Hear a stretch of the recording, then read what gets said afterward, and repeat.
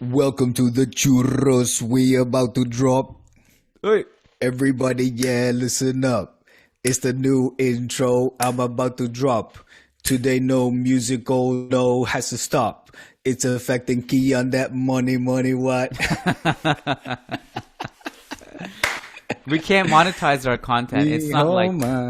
I'm not a home. Yeah, exactly. Well, listen, that's fair enough, man. What was my favorite part is the sticky, what was it? Eat that sticky grub. Eat that sticky grub, yeah.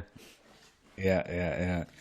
Well, a new intro, it will be coming soon, as with other freestyles. For now, though, it's just going to be Kiyan and myself on Monday, 24th of October, bringing you some churros, old school style. And, well, we got a lot to talk about. It's been a jam-packed weekend, lots of action, lots of good results. I think we both have reason to smile. I said, Kiyan, why don't you let me have this one, bad boy? Step aside real quick, because it's been a long time as well that I feel like I haven't done an intro. So here it is. Good weekend for my G, good weekend for Barca. Smiles are back on our faces. And let me smile for a little while, because around the corner, Bayern's peaking. Who's that creeping in the window? Pow! It's Bayern now. Bayern's up next, and with that, our Champions League dream will also dissipate. If we by any for some reason manage to beat, it's not over yet. Which the last time we beat Bayern was in 2014-15, Kiyan. This is that different. was the last time we managed to beat those Germans. Different. Well, even if we do, we still need Victoria Pilsen. Our brothers in arms, our friends over from the Czech Republic. Let's go, Victoria Pilsen. Give us a miracle. Unfortunately, Laporta has no more money left to drop off a suitcase for them, but I don't know. So it's got to be for pride. Maybe I've got breaking news. The Palanca has just been activated. Could you offer them like a free Spotify subscriptions for a year? How much is that worth? I should have done a churros crowdfund a maletin for our friends from Pilsen, from Victoria Pilsen. But that would have really proven how many Kool-Aids listen to this podcast, based on how many people would donate to that cause. The Pilsen Maleta. That's it. All right. Well, where do we start? That's what's up.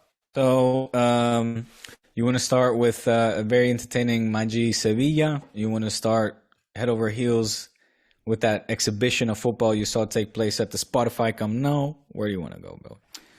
I want to start with Magi. That was Saturday. I feel like that. No, well, good start. In the case, if you want to talk about Real Madrid first, because I've done 2 podcasts about that game already. I mean, why don't you say what you want to talk about from that game, and I will give you my thoughts on you know what I want to talk about. You know damn well. I actually don't. Hey, let me... Oh, you don't? Okay. Oh, all right. Before I talk about Madrid, I'm listening... have you ever heard of the Wild Project? It's a YouTuber, Jordi Wild.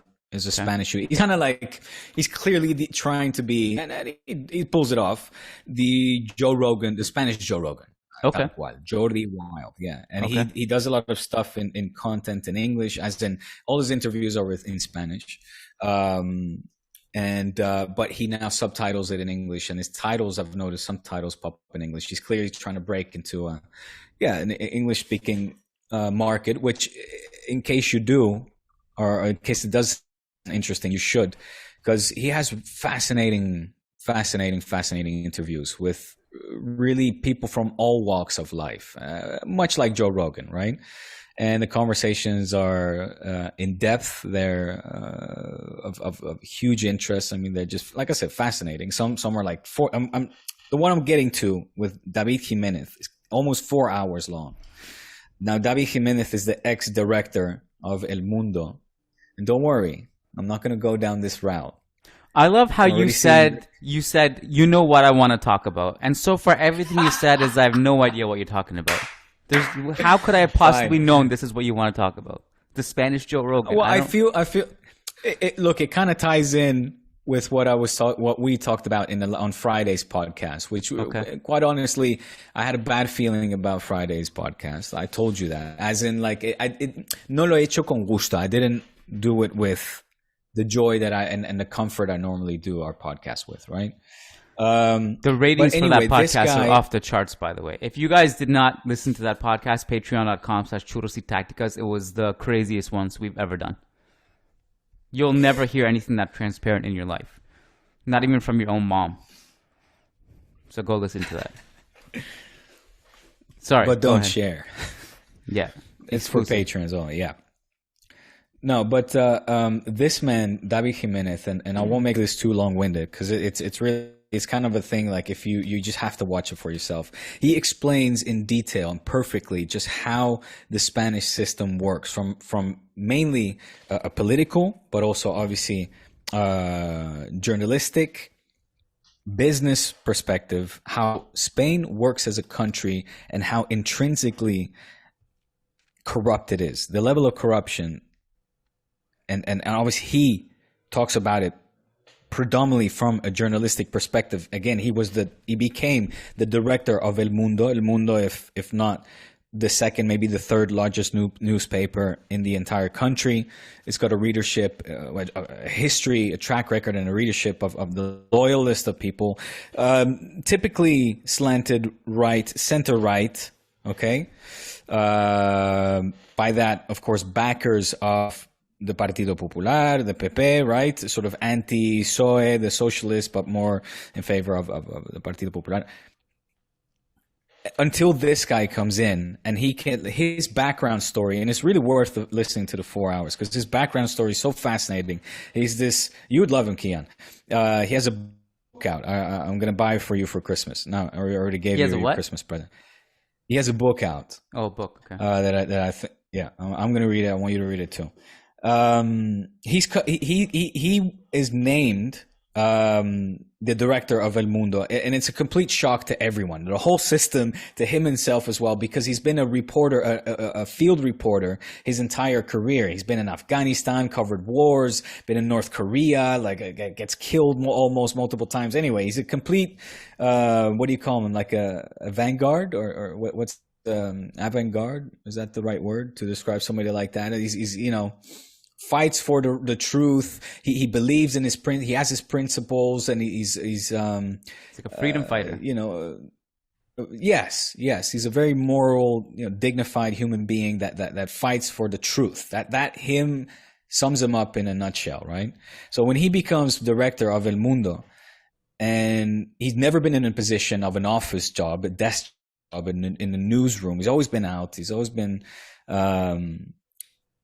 never been in a suit. Always made up his own timetables, etc. All of a sudden, he's confronted with how the Spanish system actually works, right? Especially in the position of a director of such an important newspaper, where all of a sudden he says, "I'm getting calls on a daily basis from politicians, from this, that, from businessmen. The most important businessmen you can imagine, and he's having to deal with all that, and just And I can go off into a very long story here that is going to be, like I said, that would kind of be part two to what I tiptoed into our discussion on Friday's pod, where I talk about, corruption. And I know it's so good to hear from people that have been in these positions of power and actually tell it in first person and give you examples, first person examples, to then, rather than me just having to spit out assumptions and again, quote unquote conspiracy theories, right? Without having any proof to back these statements. Well, I encourage you guys just to listen to it. That's all I want to say. I'm not going to go into the tangent that everybody expects of me right now. Okay. I've already seen the tweets of me going, the old Franco tweets, etc. I'm not going to go into any of that. Okay, and this is not the pod, the place, or the time, and I'm tired of it. I know that Kiyan doesn't want to go that route. I'll just leave the links. You guys educate yourself, listen, make your own judgments, etc. All right. So what do you want to talk about? It was a good game. Madrid deserved to win. There were a few controversial moments, like the elbow of Carvajal. Like Papu Gomez should have been sent off for Also, Fede Valverde. Yes, there were. Yep. Yeah, there were bad calls both ways. But other than that, that aside, Madrid, the better, they play great football. They're a winning machine at the moment. They've got moments of individual brilliance or persistence, intensity, if you will, like Vinicius and keeping up that press, stealing the ball away, and just goes on a great solo dribble to feed it to was it Modric, right, for the 1-0? Yep. And great pass, great play, and yeah, just Madrid looking strong, man, looking strong. I think it was Gary Lineker that said, it was Gary Lineker. He was in the Barcelona in here to collect a prize that he won, the Montalban, the Vázquez Montalban Award of International Journalism or something like that. And he said, look, Real Madrid are looking great without being individually, exceptional or maybe more special like in previous versions. Right now, they're just in formidable form, and they click really great as a whole and as a team. And you have to say, like, you see them dismantle sides and overcome obstacles even when they're not playing that well. And it's like a better version, I would say, from last season even. That's why I would summarize Madrid. Well, they're better than they were at this juncture last season, and for sure. And so that what's interesting to me is, like, to your point, I don't think they're even playing that well. They're clearly playing well. Like, don't get me wrong. Like, I don't want anyone to come out and say Kiyan thinks Real Madrid sucks. They're playing well, clearly. There's no denying that. Right now, Fede Valverde is one of the top stories in world football. But what strikes me about this team is that we haven't hit certain gears yet, and I think that's what's interesting is about it, which is it's an thing to be optimistic about. That we miss Benzema for a bunch of games, we miss Courtois for a bunch of games.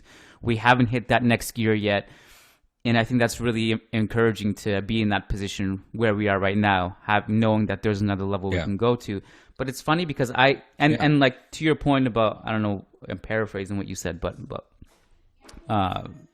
you said something about not being great individually or certain players not. I don't know what you said, but that it's not just like a Cristiano Ronaldo or like a Leo Messi that has this one standout player. Yeah, it's not that you have stars. You have obviously Modric, you have Vinicius, you have Benzema, but it's just as a whole clicking very well without one being a particular standout.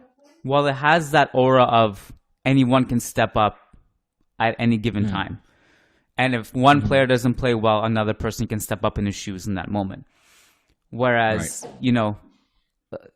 I'd be curious to know where you stand on this with Barca. And I mean, this weekend was a good example that you didn't need Lewandowski because he only scored the third goal. Yep. But Lewandowski has scored a bunch of goals this season, right? So 17 and 15. Yeah, it's an insane number. Basically, him and Haaland right now just can't stop.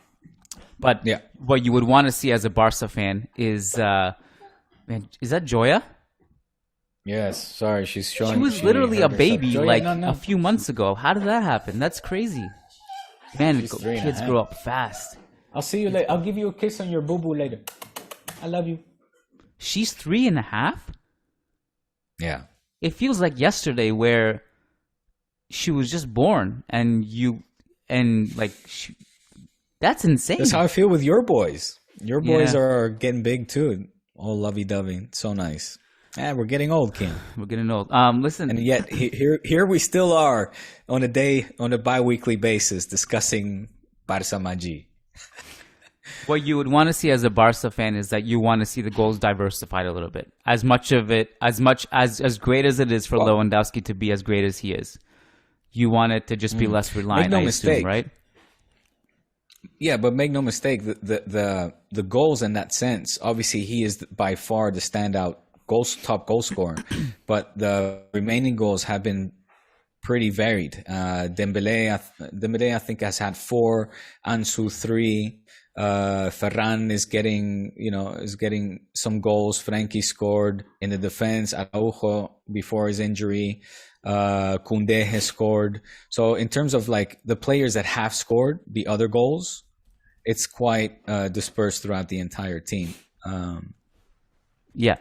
But yeah, I mean, it goes without saying, there is a clear reliance on the big Golski, to be on point because and to shoot on target, because I mean, again, it's 17 and 15. They're stratospherical numbers, just extraordinary.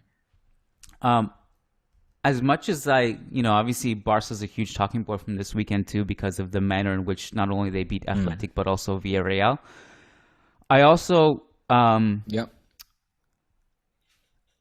almost have like more thoughts about La Liga as a whole, because I don't know how the weird thing about analyzing Real Madrid and Barcelona right now is like I don't have much new to say about Barcelona. They're beating La Liga teams up as they have been all season. I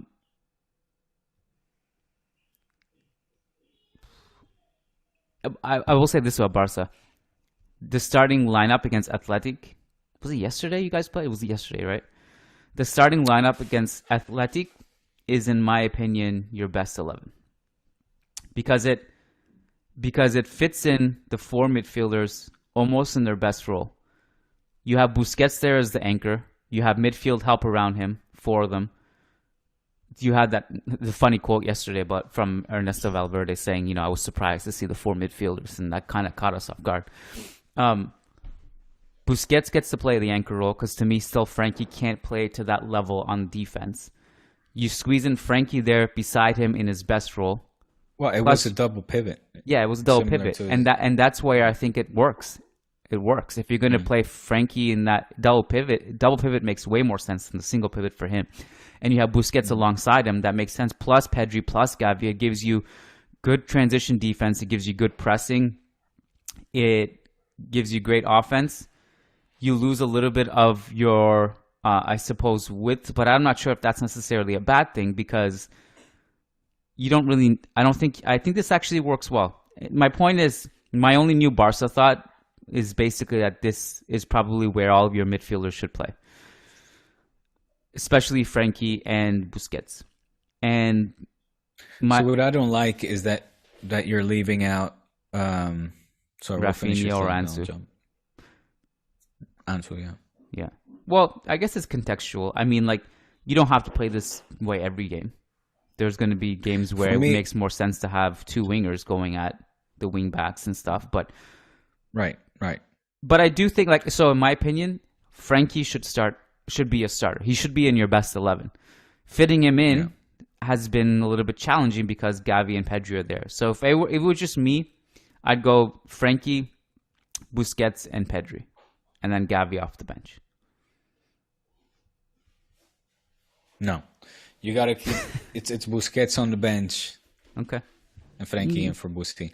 It's again. I know you. I mean, we've been saying it on the pod all along, or since a while, that in Ajax and the Dutch national side, Frankie plays in a double pivot, or has played in double pivot position, and he's obviously made his name for himself through that. But I still am convinced that even without, say, the defensive presence of a Busquets, you can Frankie alone in a position like that, where it's not just necessarily needed for Frankie to run the ball up.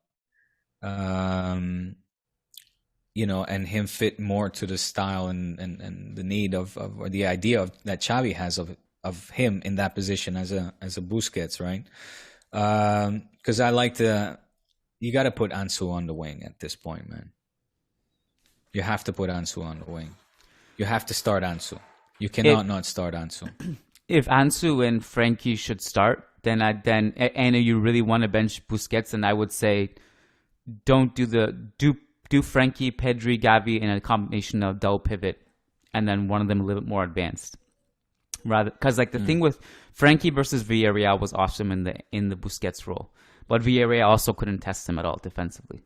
It's kind of like it's almost in some way, although they're different types of players.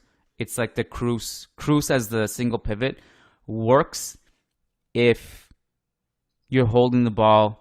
You don't have to worry about transition defense. It's kind of the same thing with Frankie, in my opinion.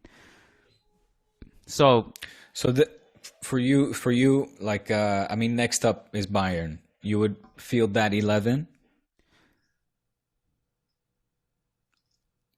I would feel this 11 over the Villarreal 11 because there's no way Bayern are going to let Frankie as the anchor off the hook the way Villarreal did. I see your point. I see your case in point. And it's not bad. It's just that for the majority of the games, I want to see Ansu out there on one side, Dembele in the other, Lewandowski in the middle. Yeah, that's your best attack. Yeah. In which case, I would say Gavi has to be the one that has to be sacrificed. Because there's no way you're benching Pedri either. And I don't even know, like, who knows, like, maybe Xavi doesn't even... I don't know what Xavi's going to do against Bayern. Could be a complete surprise. Maybe Frankie doesn't start anyway. I don't know. Maybe it's just the same as usual, Busquets, Pedri, Gavi, two wingers, Lewandowski. Look, Sergi Roberto is injured, right? Yeah. He dislocated his shoulder. Poor guy's not getting lucky. He was playing well, too. So, yeah, scored the goal, right, exactly. And he does that as well. He's always one of those that just gets a few in the season. That said, he's out. Bellerin is in, right? He's going to play Bellerin, Koundé. Yeah. Okay. Bellerin, Koundé, Garcia, and Balde. Unless he puts Alonso in for Eric Garcia, then you got Bellerin, Koundé, Alonso, Balde. I could see that. Ter Stegen obviously in goal. He's been a fucking monster. 9 clean sheets in 11 games. New record. Ter Stegen is on point, baby. I love that. For me, you are grossly underestimating Gavi, and I don't know why. I really don't know why. I love how all you guys disagree with the people that voted for him in the Copa, in the Golden Boy. You know, the people that vote for that are not like fanatic hooligan fans and stuff, right? You got to give Gavi his props, man. He's the real deal. He hustles and works. His work rate is like second to none. His sacrifice. But you and I agreed on this already. It goes Pedri, Gavi in that order. Yeah, no. You said you. Yeah, okay, fine. But you're for. I mean, the whole Camavinga discussion that seemed like ridiculous. It was like, how can he say Gavi is better than Camavinga? Twitter went crazy. No, I think you guys don't get Madridistas don't give Gavi his props, okay, and it's something. It's funny to see though. It's like because it's personal for you guys. No, this is what it was for me anyway. I can't speak for other Madridistas. Gavi propaganda. What I said in the Camavinga versus Gavi Golden Boy debate is that Gavi probably is higher in the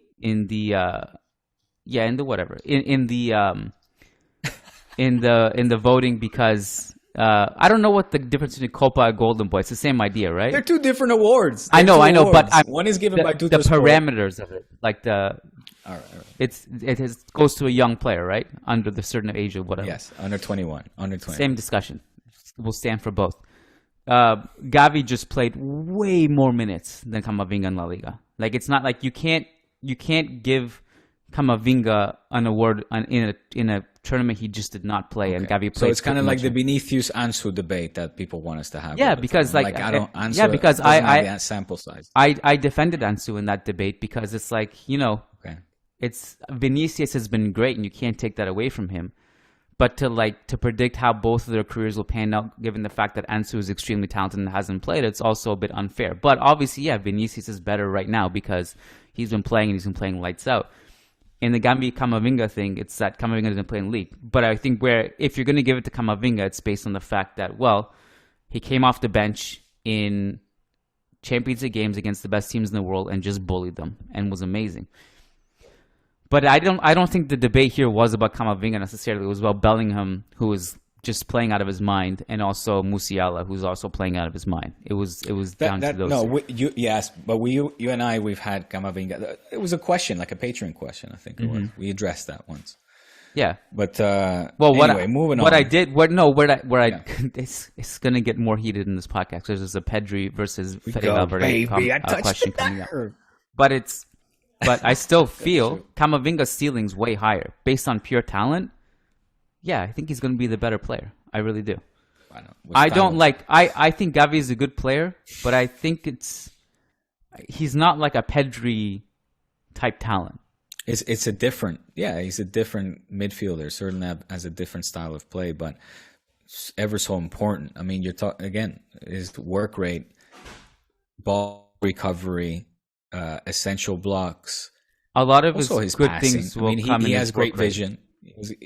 He's got great vision. So I'm excited. Anyway, moving on. So Busquets on the bench, you got Frankie in the middle, and then Pedri. So that for me, and then the three that we discussed with Ansu. Yeah, I'd go Busquets, Frankie, Pedri, Usman, Ansu, and Lewandowski. All right. And the thing is that it's a pressure cooker right now, Kiyan. Managers talk about, oh, this is a luxury problem, having, not that he said this, right? But you often hear this kind of rhetoric. In this case, having to manage the expectations and minutes of Rafinha, Dembele, and Ansu, and Ferran, and Memphis when he's back. He's still injured. But, Ansu he's knocking on the door, and, well, things are floating around in the papers that, he sees no reason why he shouldn't be getting more minutes. Ansu, right? So, yeah. I wasn't sure if that was going to come up because I saw the report that Ansu's quote-unquote entourage is unhappy, and they said they'll take him to another team. To which I would say, what does he have, like 5 years left on his contract or something ridiculous? 4 years? I think it's 4. You guys are not taking him anywhere. Just stop. Just stop. Just like, yeah, he does. But he's playing. It's just that he's not starting every game. He's playing. Team is winning. Yeah. Yeah. Pablo Torre got his Liga debut. You saw a little bit of him. You remember you asked him about him on the last pod. It was thanks to me he played. I'm the one who speaked it into existence. I was like, what happened to this guy you were hyping up before the season? Yeah. Can I just bring something up, though? Because always. I was going to bring up the La Liga point. I know you don't see it this way necessarily because you're a Culé, but it was really disappointing as a La Liga fan to see Villarreal and Athletic in action against you at the Camp Nou. Now maybe that's the Real Madrid fan speaking in me, or maybe maybe La Liga teams and fans would agree with me that aren't Culés. I know the Culé perspective will be, well, you guys were so dominant that it's not because they were bad, it's because we were good, and I think that you're right in saying that that's true. But it kind of showed to me the gulf, and you could throw this about Sevilla too. Sevilla, who are having a bad season, I think will get better as the season goes on. But the gulf in talent right now between Real Madrid, Barcelona, and the rest of the league is kind of worrying. And the other one, at least with some solace, I will say Atletico are looking better. And Griezmann is playing better. I mean, Griezmann's been good all season, but now he's actually putting together really good cameos as a starter and not just off the bench because they have the new deal sorted out. So maybe Atletico will put themselves in the conversation too. But it's just a little worrying to me. So that was my first point, and then I just wanted to get your thoughts on that. But are you saying this after Madrid games as well? Like, oh God, how disappointing were Sevilla tonight or Elche? And I literally said that right now. I said you can talk about Real Madrid the same way too. Sí. No, so I'm just verifying. Look, I think there's great managers and great talent, and quite frankly, in Europe we still see Spanish teams advance more often than not to latter stages. Betis, Copa del Rey winners as well. I think Ernesto Valverde is doing a great job with Athletic Club, heading into this game. They were talking about a team having a great season. They are having a good season by their standards. He's getting the team to play an aggressive press. Maybe you didn't see it that much this time in the Camp Nou. I think Barca won comfortably. Of course, it helps when you score 3 goals in the span of 7 minutes, like was the case against Villarreal. I think against Athletic Club yesterday, it was maybe instead of 12 minutes. They were closely together. I actually, let me see. There you go. Let me ask you this then. Like I said, 7 minutes. Yeah, go on. this is kind of a deviation, but would you say Athletic yesterday were conservative or try to attack Barca? Like, how did you see their approach? Well, for me, it was more like we were finding the right passing lanes and getting out of their press in a way that was, in particular in the moments of the goals that were just capitalized on efficiently and effective. I mean, we had a very inspired Dembélé that was passing the lights out. His hat trick of passes. He's now top of assists as well in La Liga. I think he's third in Europe. He was the guy yesterday. He took the initiative. Also, even through the 1-0, it came leading up through his shot that then deflected, ends up at Lewandowski, and he sends the lob into a Dembélé that comes running in. So, and that's kind of what Xavi wants to see from this team, right? He wants to see more of these big name players to step up and be brave and look for these kind of make these kind of actions happen as well, as opposed to just crossing the ball. I think leading up, bring it up from the back and leading into in a midfield where, of course, there were 4 players as well, as we were discussing just before. And it surprised Ernesto Valverde, and you could see that, and then, very quickly it was a knockout blow. Question is, how's it going to work now against a team like Bayern? I feel that is where, this Barca needs to be tested still. And that's, I don't like to take anything away from the Villarreals and Athletic clubs or, the rest of La Liga teams. But the truth of the matter is that right now, Barca, that we haven't really performed against the big guns, right? It's gone very much our way in La Liga. We came off of the back of 7 consecutive wins. I mean, undefeated until Madrid, of course, and now, which wasn't easy. And that's the thing. I don't want to take any credit away from Xavi or this team to bounce back after what was a fucking horrible week. I mean, first Bayern, then Inter, then Clásico. I mean, that was back to back to back, just very difficult for this team and to bounce back from. And it worked. It went in that sense in the worst possible way, the worst scenario. And now we have to face the consequences. And so I commend how we came back against a Villarreal and an Athletic Club, which I insist is not an easy thing to do. I don't want to come across now as like kind of dismissing La Liga competition, who again fare very well against European competition. So, I don't want to. That's where everyone is asking of Barca. Like, it's because I know, like, after the Clásico, the Kool-Aid mood was really bad, right? It was because it was not just Clásico. If it was just Clásico in isolation, it's one thing, but it was Clásico, and before that, what happened in the Champions League? The mood was bad, right? Right. After the Athletic game, things have changed again. Like, okay, like I've seen this. I'm just calling it what I've seen. Kool-Aids are now looking at the performance against Villarreal. Yeah, the Kool-Aids are looking at the performances versus Villarreal and Athletic, and they're saying, "Oh, look how good we are." Maybe what happened in the Champions League, maybe we win those games 9 times out of 10. Clásico, we had some bad luck. We're really good. Maybe we shouldn't panic. I'm just saying, let's see what the tune is after Bayern, because no one cares about your margin of victories, and we poor us. We're so good. Look at us against these La Liga teams. Let's see what the narrative is after this Bayern game, and let's see. But you don't need to say poor us. I'm not looking for pity, or I don't think culés are there going like pity us or anything. No, but you know what I mean. Just the tone, whatever. Listen, we're gonna judge both these teams at the end of the season. At the end of the day, of course, there'll be moments, and that's why we have a podcast where we criticize or we analyze and we talk about the current form and the lead up to either success or failure, which is judged at the end of the season. Right now, these are little wins and losses, and we went back to back to back, having major losses that have major consequences on the rest of our season. But it's like you expect us to flop and like just to throw the whole season into the fucking trash and be like, that's it.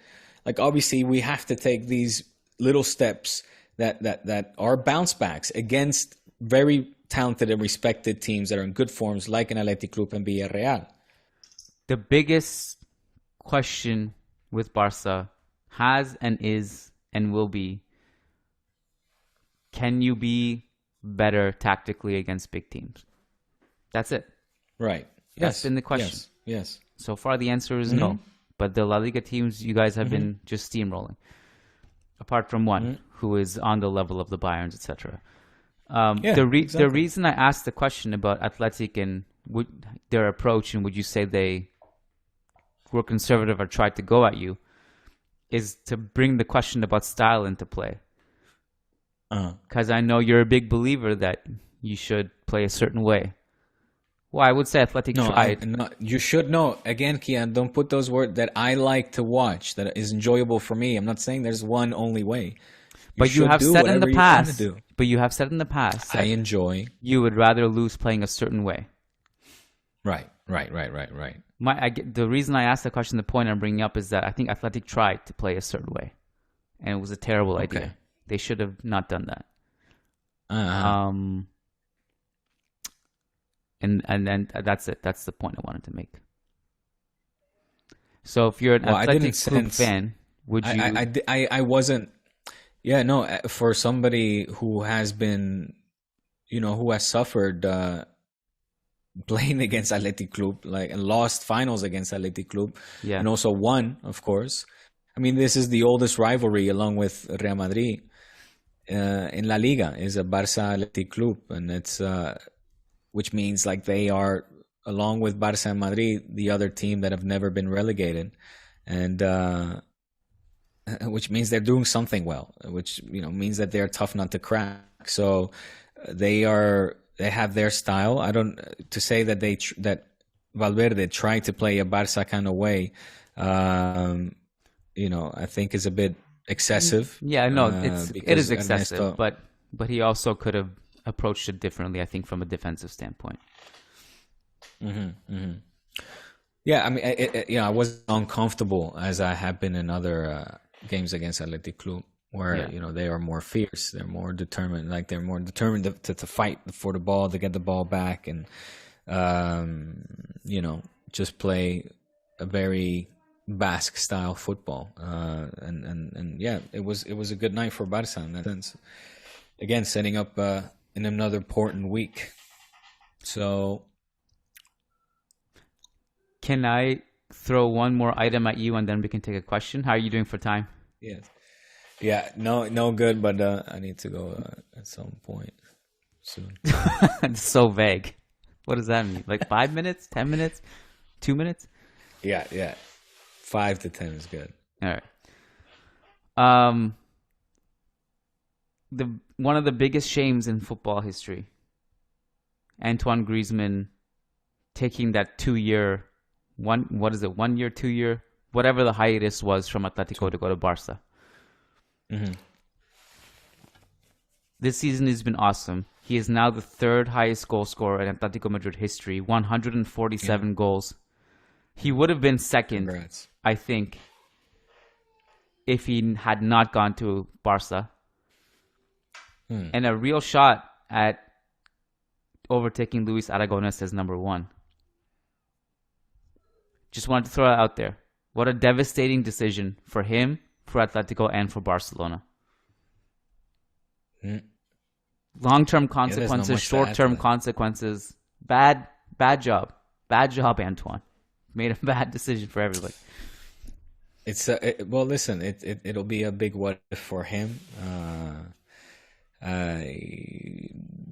He might look at it like it would have always been a what if for me to not have played with Messi and Barca. Sure. And Suarez and have a real shot at Champions League trophy, because at that point in time we were not that far off of having just one. The last time, 2015, I know.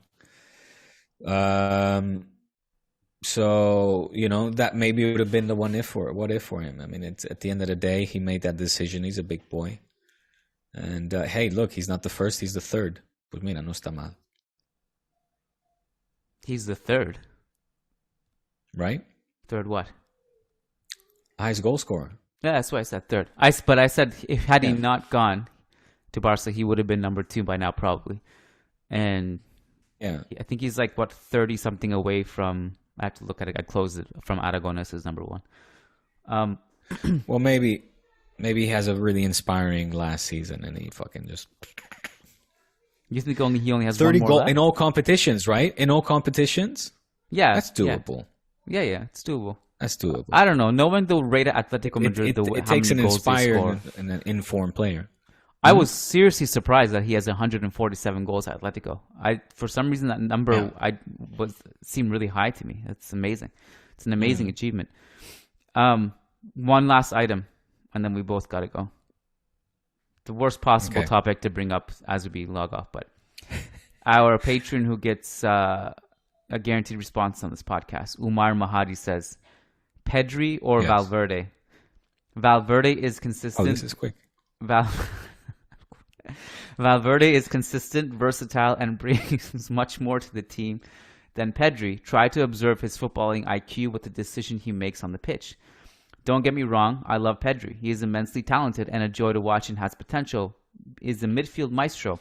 If I could, I would choose both. But if I have to choose between him and Valverde, I am going for Valverde every single time. He is on track to becoming the next Kevin De Bruyne.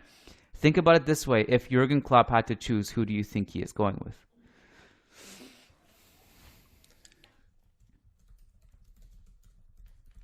Well, that was beautiful. Thank you for that. I wish you guys a wonderful evening. Stay tuned for the next podcast. Give us 10 seconds. Give us a 10-second answer. No, I mean, look, it's very obvious I'm going with Pedri, man. If anything, I can echo the words of our patron here and say flattering things like I love to watch Valverde. I have him at high regard. He has a great vision of the game. Defensively, defensively, he has a great impact on his team, but he's clearly undervalued or underestimated offensively, where maybe his impact is even more felt. Can score goals. Like I said, can defend like the greatest and has great potential in becoming a great midfielder. However, Pedri has been touched by the magic wand. Bing! He's magical. And for his vision and his qualities, his passing abilities, also finishing that he's showing now, I'm going with Pedri always. But that's mainly because for me also Pedri is that kind of player that I have grown up watching. And one of the reasons why I enjoy the game of football is because these kind of midfielders have passed through the ranks at Barca, and I love the way Barca play because of players like Pedri, who I think are just going to continue to evolve and become legends really. And like your Iniestas, Xavis, Peps, and I think it's just a perfect Barca player. Pedri and Barca was always going to happen. And maybe the same can be said about Valverde, again, who I have nothing but good words for. But if push comes to shove, and I'm a Jurgen Klopp, I'm still going for Pedri. If I had to draft one right now and they were both on the clock, I would take Fede. Unlike Gavi, though, I don't think Pedri is overhyped. I'm a huge Pedri fan. I think he's amazing. If I could actually combine these two into one player, I think you might have a goat on your hands. It's like what Fede is doing this season is unbelievable. Like, seriously, is it fair to compare him to a Zizou? Fede? Yeah. Completely different kind of player. I don't even know who to compare him to. Like, the one that he's being compared to now is De Bruyne. Yeah, I saw De Bruyne 2.0. I didn't see that. Well, it's the manner in which he's carrying the ball up the field and shooting and scoring and producing assists that is putting him in the De Bruyne conversation in terms of stylistic profile. Right now, he's just he kicks it from anywhere on the field and it goes in as if he's shooting a free throw. It's insane. But so I think, to me, right now, for just comparing them, and again, I would take both if I could. I think they would complement each other a lot in a midfield if you were to build a team with both of them. Yes, for sure. Right now, Fede is the better goal scorer, better offensive creator. And I know that one is a little bit, people might say whatever, but the numbers speak for themselves in terms of the assists and stuff. Pedri is the better passer, and they're both geniuses. I really like. I'm not part of the Madridista contingent that feels that Pedri is overrated. I really think highly of Pedri. I think he's awesome. I wanted to ask you this though, okay? Because how many assists? Does he have more assists this season? Yeah, I'd have to look at the numbers, but his assists are. Yeah. Well, keep making your point. I want to check these stats because you're saying he's a better goal scorer and assist provider. Mm-hmm. I want to. Yeah, based on this season. But feel free to fact check me if you want. Okay. What was I going to say? Pedri has 0 assists this season. So by definition, whatever, even if look, I don't think it's just one, but even if Fede has 2 assists. That'd be hilarious. If Pedri has no assists. No, he's assisted Lewandowski, man. Surely. 0 assists. Churros. Astonishing.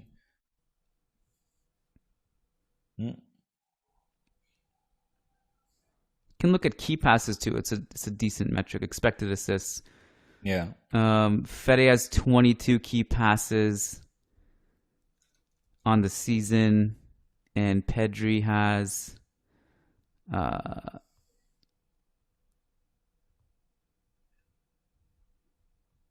was that for this season? I'm doing this too on the fly right now, and I'm multitasking because I'm thinking of other things to ask you. We can do this more properly on Friday, but I have here an article from Feed Me Goal in case of comparing stats from 1920. Well, Pedri's for 2021. Oh, so their best seasons. In the case of Valverde, his best season so far, according to this article, 1920, and comparing that to Pedri's best season so far, 2021. Yeah, it's a different discussion, though, if we're talking about their careers. Because they're young players still evolving, I think.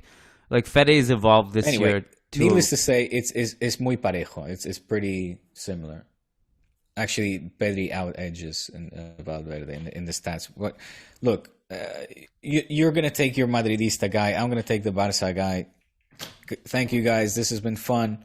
Tune in for churros. No, wait. I have to ask you what I was going to ask you. It's over. Like this. What? I have to ask you what I was going to ask you.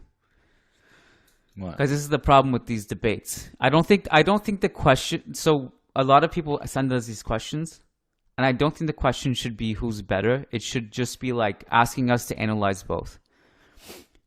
Because my question to you was, I'm just going to list off like a bunch of examples off the top of my head without thinking, and you tell me how many Real Madrid players you would take in these debates. So, all right.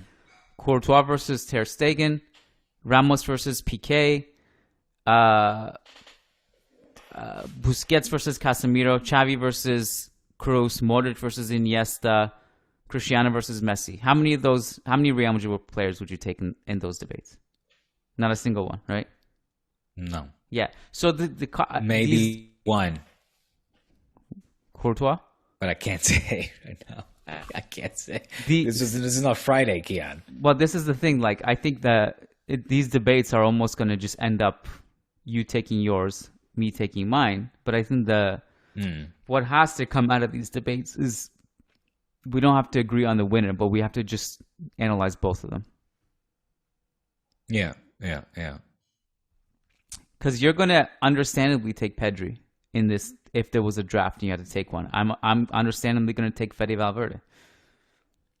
The thing is, I will, like, I'm not always at liberty, perhaps, or as much at liberty, even though I probably could say I would pick player A over player B, and that be a player from Real Madrid. I don't see necessarily anything wrong with that. I now I feel all inspired and hyped up by the David Jimenez podcast, and I think I do genuinely approach this from my truth, which again is very subjective football in that kind of way, because my truth. I look through the lenses at the footballing world as a Barca fan. There's no denying that I'll have bias, but I will truthfully state, my bias or as to why I would pick, 9 out of 10 Barca players in that list you just gave me. And why I would pick maybe that one over the other. The thing is, like, at this point, it can sort of cost me my job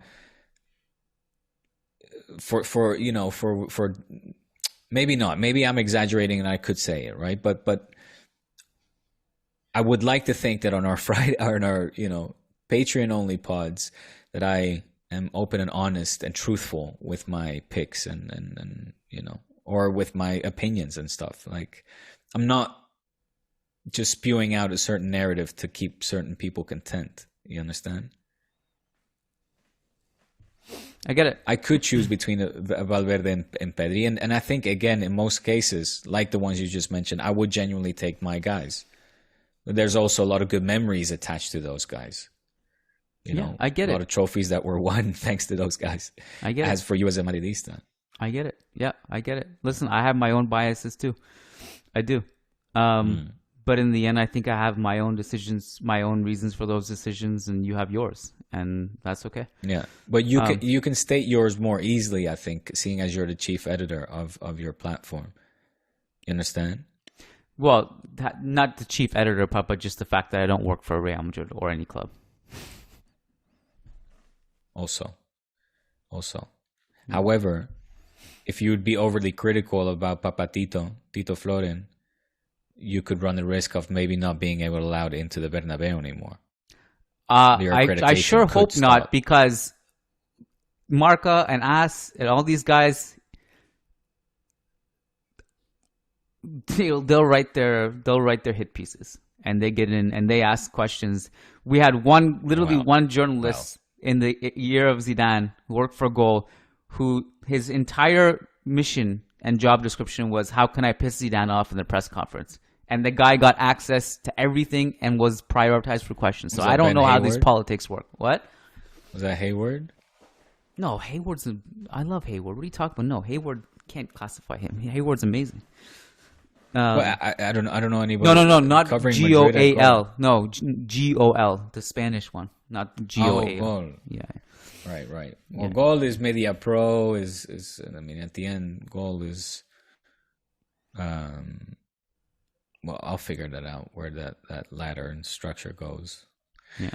Listen to that podcast, the Spanish judicial system, because it's an eye opener. Everything is linked, my friend.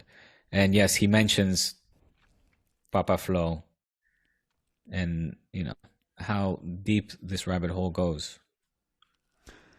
I have a list of things that I want to watch, and that's probably not number one. But listen, I watched 2 new old movies on the plane. Next time you take the plane, you're listening to this pod. It's 4 hours of just blue pill shot right in your ass. Can I tell you what I watched? Can I tell you what I watched for the first time? Matrix open. Pow! What? Magnolia. Have you seen that one? Yes. Great fucking movie. Probably the best I've ever seen Tom Cruise. It's good. The other one I watched for the first time, Happy Gilmore. Oh, classic. And Adam Sandler, baby. And I finished half of The Big Lebowski. But then my flight landed, so I couldn't finish it. Oh my god! I mean that you're now in my top 3 all time. Big Lebowski. If I did an entire paper on it in high school. Really? I was part of that movement, like the dude movement, the Big Lebowski. I was fully into that. So these are the movies the Coen brothers. Conquered. Any Coen brothers. There was. Wonderful. I was going into it expecting like a comedy where I laugh, but it's not really that kind of comedy. It's more like just an interesting. No. Yeah. Yes, but I haven't finished it yet, so I don't want to talk about it. Yeah. Right. So you still laugh. I've tackled. You gotta rewatch it. It gets funnier every time. Fight Club. Pulp Fiction. Good. Yes. All time. 2001: A Space Odyssey. Again, this is just for people who don't know. I'm on a mission to go through all the classics I've never watched. Casino. I just started Heat. I haven't seen Heat yet. I just started that. It's good, a little long, but I mean, obviously, the actors are fantastic. Yeah. Oh man, like it just one of the greatest joys about this whole thing was seeing Pacino and De Niro at the peak while I'm tackling these movies. But that's what everybody wanted to see when he. I always encourage people like forget about these Netflix trends, man. It's not forget about it. Go back and watch the classics. That's art. That's art. Absolutely. Even like go back, forget about these UFC fights, Conor McGregor and shit like that. Go watch Muhammad Ali. Yeah, fuck that. Go watch Ali. Yeah. That's the good stuff. Well said. Here. No, honestly, I support that statement truthfully and 100%. And with that being said, Kiyan's making a pledge. Next time he's flying out to listen to that podcast and be enlightened, I will leave the link to that episode below. And why do you say that's not going to happen? It's just so. It's great. You're a journalist. You're a journalist. I know, but right? It's like I have like little spare time, and in the spare time I need to listen to something or read something or do something inspiring. I'm just not going to sit down through a conspiracy podcast. That is exactly what it is. It is insanely inspiring, bro. Here's a man who was the ex-director of one of the biggest newspapers in Spain, talking about his entire upbringing into the world of journalism. I mean, he's reached the top. He was the crème of the crème. Le crème de la crème, mec. Is Mundo Deportivo en français, si tu veux. Not Mundo Deportivo, El Mundo, coño. Stop confusing those two. It's confusing. I'm sorry. I'm understandably confused between two newspapers that have the same name. Sorry. It's El Mundo Deportivo, and it's they've dropped the El. It's just Mundo Deportivo. Y El Mundo is the other one. Kiyan, now you've insulted me. You're upsetting me. You're gonna listen to this. If someone started a podcast called exactly The Churros, what you just people said, would get confused. Inspiring, and it will give you, the juices you need to be the best fucking journalist that you can be. And that's what it comes down to. That's why I introduced this episode and why I wanted to talk to you about, because it completely interlinks with what we were discussing. And I'm not just talking in the previous pod, and I'm just not talking from this conspiracy angle. I'm talking as us in this profession as journalists going about our work and how we communicate to the world, what principles and morals we live by, etc. It is very inspiring. Make no mistake. That's the reason why I brought it up. And it was not to shed a dirty light or run the name of Real Madrid through the mud or Florentino Perez. Trust me, I don't need to do that. You can figure that out by yourself, whether you want to see certain things or not. Come on. Don't go on this. Don't go down this rabbit hole now. No. I'm not. My point is that you find that out by yourself. I'm saying, to be the best journalist you can be, this pod is a must. Listen, and it's inspiring and uplifting, and you need to listen to it. Okay. I'd rather watch Kobe Bryant quotes on TikTok. It's really inspiring, more inspiring than this. But send it to me. All right. It's been fun. It's been kind of fun. Didn't like that last bit of thing you went, that tangent on the end about running through mud and stuff like that, but I said I'm not here to do that. No, but you can't just say it and then do it. You did it. You said I'm not going to, but you basically said I'm not going to go and say all these bad things about this person, but you know that they're bad already. That's basically what you said. Let's not do that. But we're not going to do that about every team and any team. Why is it that you want to put the blinders on and not just accept certain things or learn certain things? No, it's not about blinders. It's just that you go through this thing where it's like, oh, Real Madrid are corrupt, Barcelona are not, and all this. And I don't say that. I don't say that Barca are not corrupt. Kiyan, don't make that mistake by putting words in my mouth, man. Don't do that. It's a witch hunt. It's a witch hunt. No, it's not. It is. No, it's not. You can come to me with the same accusations, and like I said, we'll be on the Friday pod, won't necessarily be on a Monday, but I have no problem admitting or, having my blinders taken off, if you will. I'm very honest in my opinions and how in my ways of analyzing or criticizing, whether it's individuals, organizations, business practices, etc. I have no problem in being critical also what hits home or is, close to me. I think we need to get you a different job. Why? So that you can just be completely free. Well, that's the mission. That's why I'm on this churros adventure with you, my friend. Yeah. And I hope, we hold each other's hand and we keep going, man. But we hold each other by the churro and we see where this goes, man. Hey, that's too far. You're going too far. All right, man. Listen, this has been fun. It's getting off the rails now. Let's reconvene on Thursday over on patreon.com/Churros y Tácticas. It'll be good because it'll be after the Bayern game. So we got stuff to talk about. Atletico also have a big week too, by the way. Right. They still have a hope somehow to qualify from the Champions League group stages. So we got to analyze that. Wow. It's going to be a big week. Big show on Thursday. Thanks for tuning in. Thanks for being on this journey with us, as wild and unpredictable and raw as it is at times. Thanks for bearing with us. It's us. It's just us talking. There's no filter on this one. So you either hate it or love it. Leave it. For the ones who hate it, I'm sorry. But not really. If you love it, great. Join us. Thanks, Diego. It was fun. Appreciate it. Take care. Peace out. Always.